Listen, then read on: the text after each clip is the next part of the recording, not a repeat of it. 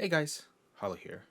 Now that VS has been out for quite a while, I finally wanted to make an update to my Stella guide, or rather just my chains, since I have seen a lot of people recently been asking me, and I assume this is due to the fact that everyone is finally switching from either HH or LF gear to either VS extended or, if they're lucky enough, Hero.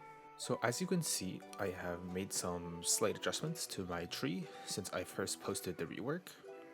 The one thing I do want to point out is that Decayed Pulse and Beast Party are somewhat optional, as you generally don't ever really need to cast these. In fact, you can turn all of these points into either passives or even if you want something like Phantom Release. I do use Beast Party sometimes in succession with my other aerial, Reckless Princess, but I don't think it's mandatory by any means. With the rework in AL, you have enough spells to cast all the time that you never need to rely on this anymore. And as for passives, I really don't think anything is super mandatory. If you were to allocate more points, I would suggest either Tumble, Retaliation, or Soul Evasion. Now moving on to the skill preset, and this is the chain setup that I have, and I have set it up in the order I cast it in rather than what I find comfortable. The few things that I would like to point out: first, Hysteric Shock right before Wolf Showtime. This should be like this. So this way, whenever you cast Showtime after the Hysteric Shock, it gains a 4% damage increase. And while it's not much, every little bit helps. And this is just a good way to have the chain lineup, and the CD somewhat matches. The other thing this lets you do, and the reason why I want to cast this first before my Wolf, is because you want Hysteric Shock to go on cooldown, right? With enough Enlighten procs, on the first rotation, Hysteric Shock can come up right before your Soul Scream.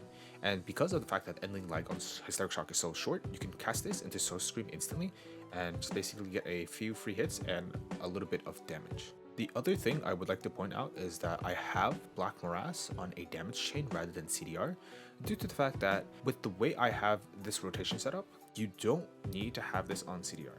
If you have this on CDR and at 44% CDR, even with a lot of attack speed, the skill comes up way too fast for you to rotate it through it properly.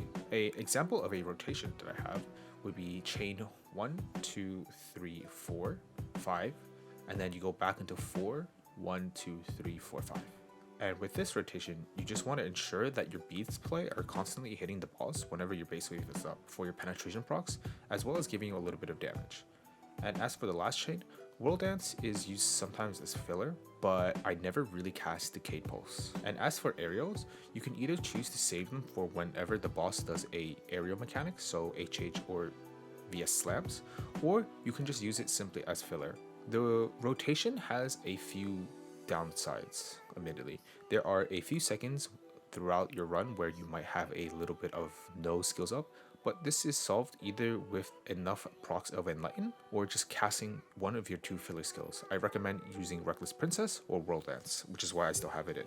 The last thing I wanted to mention is that your rotation is going to heavily depend on the amount of attack speed you have, right? So this is the rotation that I've been running with since I've had LF gear, and I've gained about roughly 10% attack speed, and this has slightly changed how I cast my rotation, namely just when I need to use filler. Right now I am running this with 183% attack speed in town, and with pills it's anywhere from this to 193, and I have 4 Enlightens with my VS runs, so on average I get anywhere from about 8 to maybe 15 depending on how lucky and how long the run is, and this makes my rotation feel a lot better. Now I do understand that not everybody has the ability or the income to afford 4 Terra penetrations, right? And that's fine. As long as you cast your filler skills, you shouldn't have any trouble having abilities out. But yeah, that was basically my VS update.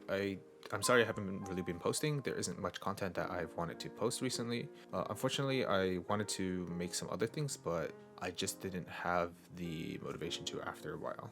Alright, I'll see you guys next time. Bye.